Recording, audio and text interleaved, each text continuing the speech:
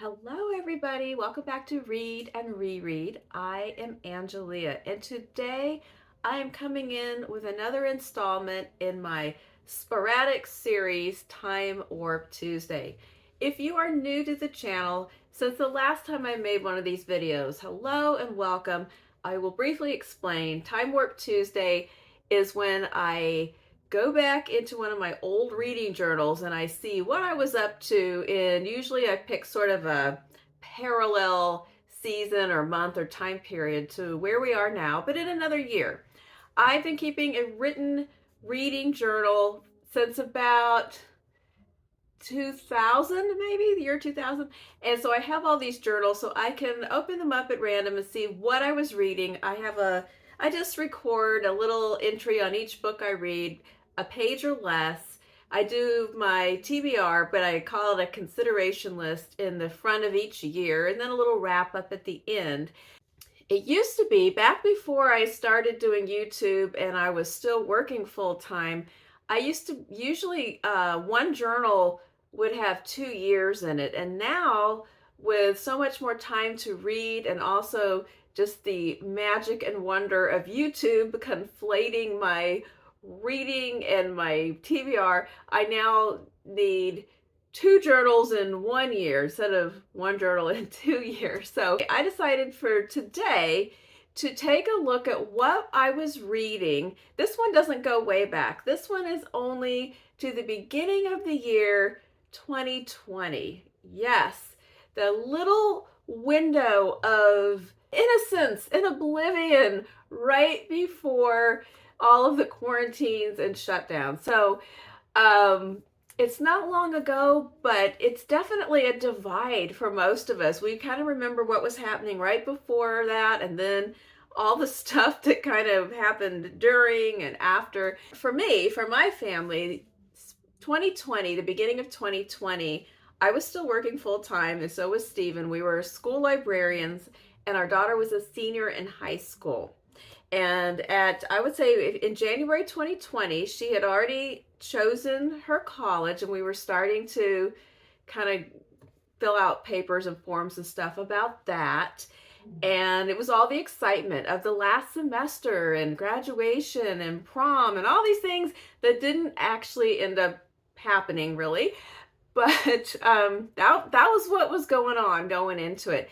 And then spring break of 2020 was the turning point, because we went on a spring break in a normal fashion and we never went back to school the whole rest of the year. It all went online, and she had to finish online. She took AP exams online. Everything was online, and we were working from home, and it got really weird. You were there, but so I'm taking a look at the reading that I was doing in that season, just going into that time. And looking through, I am noticing that, it's interesting to see changes in your reading tastes when you look back at different years and times. And some of it is familiar to me, but some of it is different. I think I was definitely reading a lot more suspense and thriller books at this time, and I still like to read those sprinkled in, but it's not so much. I would say it seems like it's about half of the reading if I just look through this year and some of these months. So that has dialed back. There's still a lot of contemporary books, only 1 or 2 nonfiction, and there's classics in here. The beginning, when I'm looking at my consideration list of 2020, of course, the first 2 entries are infamously books that I still have never read. We have Lincoln and the Bardo, which I have quit writing down in the list. I've just accepted that I'm just not going to read it. And Pachinko, which I still think I might read sometime. I put down some kind of favorite classics that I still, you would find on my list today. Bronte, Flannery O'Connor, Raymond Carver. We have a nonfiction book, The Yellow House, which I do remember reading. Rebecca. Okay, I didn't read Rebecca until just this past year. All right, let's quit looking through the TBR and see what I actually read in these months in question. Because we could do a whole video just on looking at the TBR and whether or not I read these books. Oh, The Go-Between, that was good. Okay, let's see what I was reading. In January 2020, that misbegotten time. The first book was The Water Dancer by Ta-Nehisi Coates. I think I did like that book. I know I probably did not love it because I didn't go out and try to read the rest of his books, although I think they're mostly nonfiction. I think he writes essays, but I did like this book, and I wrote about, the part I liked the most was about what Philadelphia was like for free blacks at that time. As I recall, this was a book about a man who grew up in the South, and I don't know if it was a plantation or some kind of an estate. He was an enslaved man, and the owner of the estate was his father, and there was another son. There was a white son as well, and he was put in charge. He was sort of a brother's keeper kind of role. He was assigned to be the slave of that son.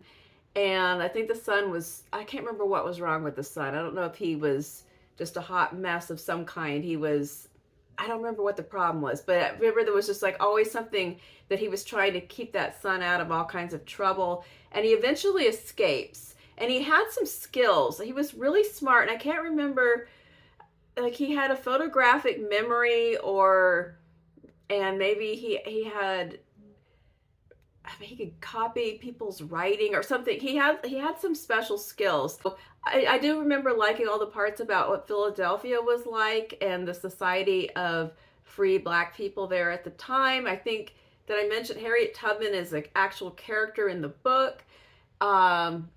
Yeah, that's all I remember, but I do remember that I thought it was good.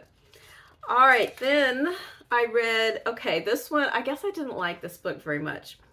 Things You Save in the Fire by Katherine Center.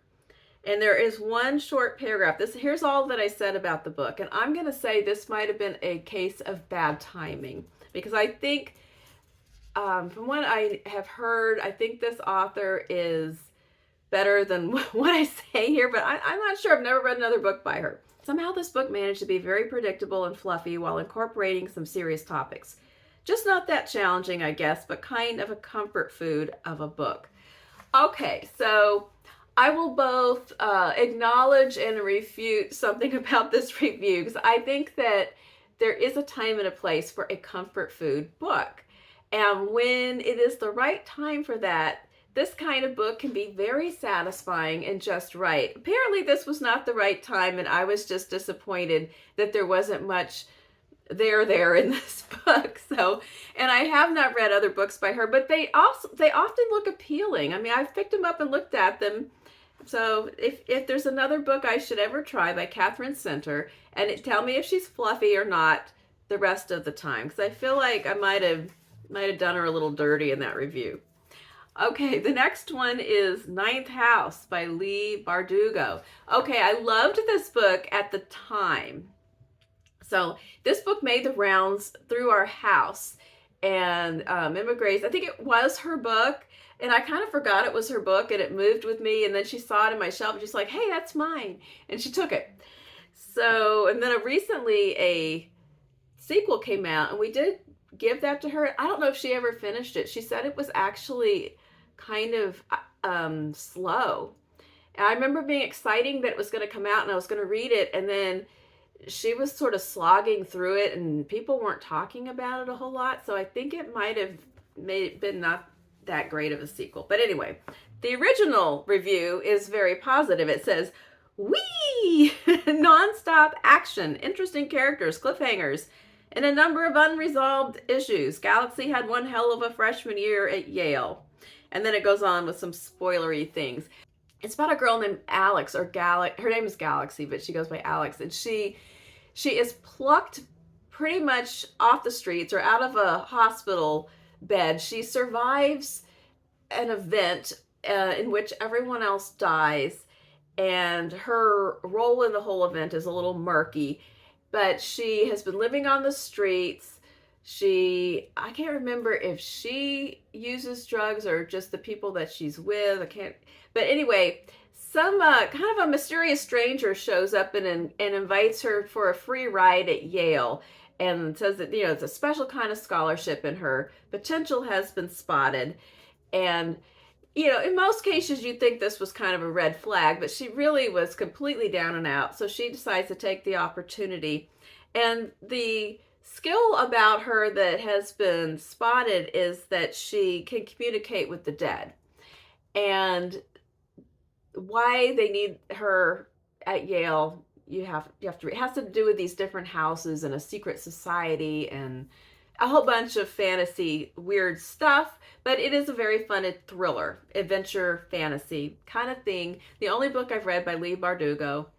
And like I said, I was kind of hyped up about the sequel, but then I lost interest after the tepid reviews, because I don't read a lot of fantasy, so it's got to really be absolutely stellar to capture and keep my attention.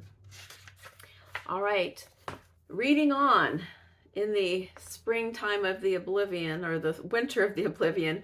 The next one, oh, this one's for Melinda. It was Villette, a strange and interesting book by Charlotte Bronte. This was a slow-moving book where more happens internally than in the plot. Lucy falls on hard times and works as a lady's assistant until the lady dies, right before she was going to possibly leave Lucy some money. And then she suddenly moves to France and becomes a teacher, and it gets really weird, and there's a ghost and a guy that you shouldn't be in love with, and that's all I remember. But I know that Melinda tackled it recently and found it extremely strange and unsettling as well. I think she ultimately didn't really like it too much.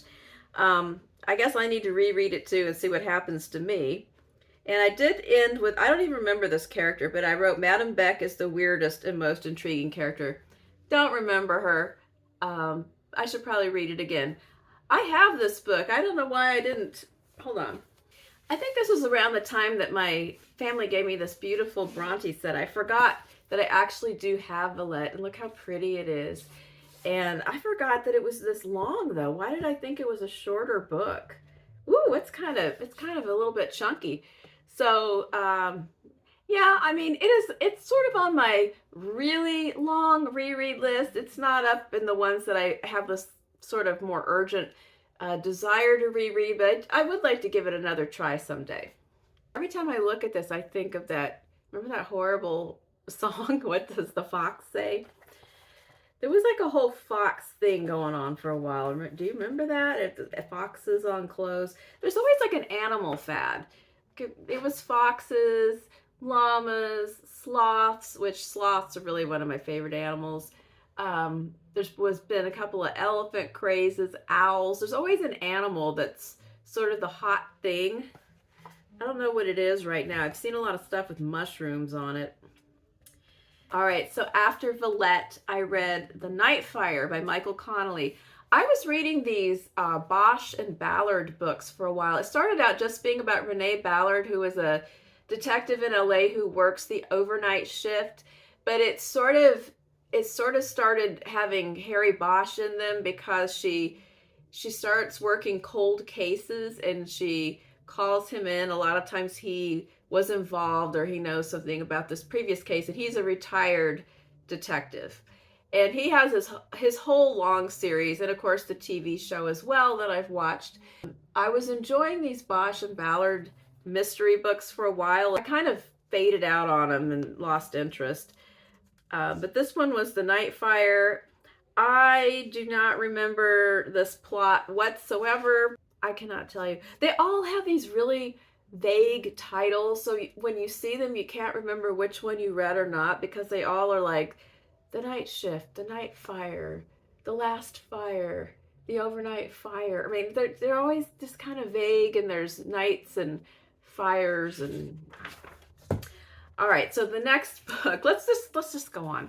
The next one was the one, now it wouldn't be a Time Warp Tuesday without a book where I was completely baffled and don't remember this book. And here it is, but now I did look it up, because I flipped through this in advance to see if I had any to pull from the shelf. Of course, then I forgot to go and pull the Bronte from the shelf. But so I came across this one, and it's Curious Toys by Elizabeth Hand. I didn't write the author on this entry, so all I had at first was Curious Toys, and I was reading the entry, and I was coming up blank, and then I remembered that this had something to do with an exposition or a World's Fair. And then some details began to slowly dredge up from the depths of my arthritic brain. And anyway, here's what I said. This was pretty weird. The insertion of a real life, very odd person was strange. The setting, the mystery, and the main character's secret identity made it interesting. Most of the suspicious characters were just outsiders for some other reason. And then I said something that's a spoiler. And so here's what I remember about this book was that it takes place in the early turn of the 20th century in Chicago, in the shadow of a World's Fair, probably the same one with the serial killer and the Eric Larson book with The Devil in the White City. I have that book. Anyway, so in this book, there was a girl who she goes about disguised as a boy for safety, and so she can have ease of access to get around, and I think so she can have a job and things like that. So she can just do things that a boy could do that a girl could not do. That's how I recall it. And then there's a mystery. I can't remember if somebody is killed or somebody is missing, and she's trying to solve it. And so other people have different agendas. But there's this weird guy that's like a eccentric writer or artist, and he's actually pulled from history. And I'll put his name up here because he's super strange, but he's in the story. And she teams up with him. So here's the thing about this book. I didn't have a lot to say about it, but the author, Elizabeth Hand, I have written her name down recently. I didn't remember this book at all, or that I had read it. And so currently she's in my reading journal as someone to look up. I think I heard about a book called Generation Lost that sounded good to me, and something else about a house on a hill. And I thought, oh, it just sounds kind of odd and creepy. And my library had some of her books, so I jotted down, try this author. No recollection that I already had tried this author. So there it is, people, the official Angelia doesn't remember anything entry in my journal. I have read Elizabeth Hand, but I will try again, because a couple of those more recent books sounded kind of, I don't know. Sometimes I'm just in that mood to read something peculiar. Let me know if you have a book that you like by Elizabeth Hand or not. Tell me that too. But that was Curious Toys. Then we get to another thriller. It sounds like I needed a lot of cheap thrills, and we hadn't even gotten up to the quarantine yet. This was The Poison Garden by Alex Marwood. Okay, so I remember this book. There was a cult, and the cult, I think it starts out where most of the people in the cult have all died. They've all been like mass poisoned. It appears to be a mass suicide, kind of a Jim Jones situation, and the survivors of the cult have been placed in homes with relatives or wherever they could find them to become reacclimated to the real world. And so we have some characters that are going through that process. It's not just a story about the survival and the learning about the world and deciding where you fit. There's kind of a sinister twist to the whole thing, because it's a thriller. And there's also an unsolved mystery about what exactly happened back at the cult. So I feel like it stretched the limits of believability is what I remember about this. I wrote, this one was dark. It was really more about cult psychology. Being rescued doesn't change your thinking necessarily. Spoiler, spoiler, spoiler, spoiler, spoiler, spoiler. Okay, now we get to, this is where we're going to have to end, folks, because the next entry is The Tenant of Wildfell Hall. So I was still reading from my beautiful set. I really do like this book a lot. And this is high up on my list of want to rereads. Maybe I will read this in Victober this year, or maybe sooner, who knows. But at the top of this entry, it says, Books of the Quarantine, March. And it says, I started reading this in the normal world, and we were in Corona shutdown by the end. Remember when we used to call it coronavirus? So this was the book. I guess I picked it up when my spring break started, and the spring break ended in August when we went back to campus. But yeah, so I put it was a good, probably an underread book. Oh, that's because I wasn't on YouTube yet.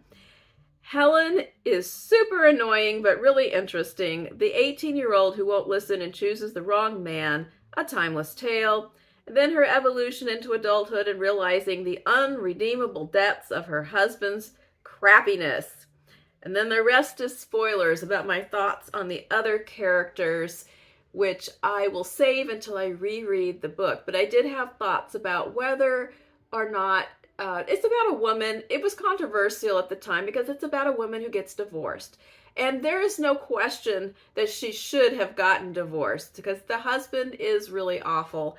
And but there's a lot of interesting things about what happens to that man and what Helen's choices are, her efforts to live independently as an artist with her young son, and then the introduction of a possible romance back into her life, and my opinions and everyone's opinions of whether or not that man is right for her either. And so I will save all that until I read it again. But a lot remains with me from this book. It really stuck. And part of that's because I've heard about it a lot since then, but I do want to read it again and review my overall thoughts.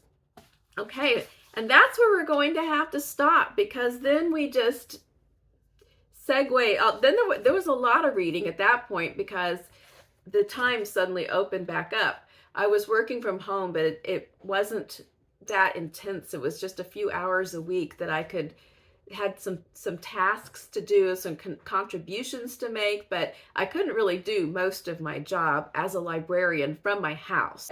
That's a whole other story.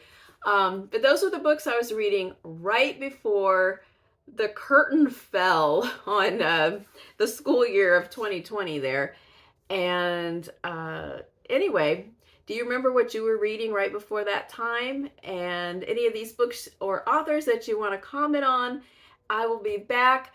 I'm not sure if I'm going to film Friday reads ahead of time. We're going to be out of town on Friday. So it'll either be late or on time but filmed early, and I haven't quite decided, but you'll find out when it happens, right?